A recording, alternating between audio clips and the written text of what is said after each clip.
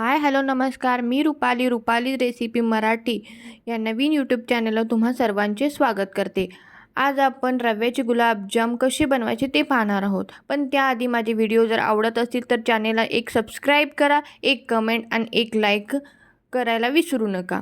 इथे मी 1 वाटी दूध घेतलेलं आहे. यामध्ये थोडीशी साखर आणि 1 चमचा तूप घालायचं आहे.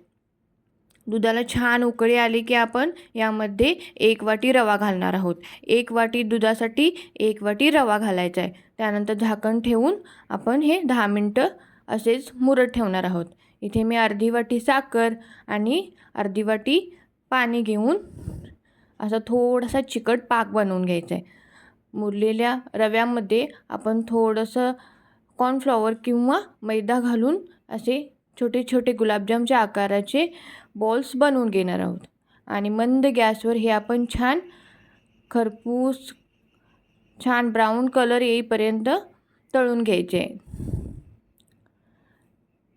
हे पहा इतके छान बनतात ना रव्याचे गुलाबजाम.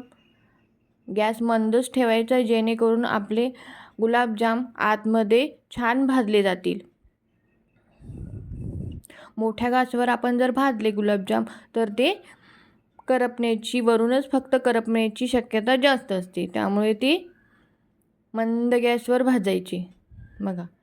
आणि आपल्या गरम गरम पाकामध्ये टाकायचे. रसरशीत गुलाबजाम तयार.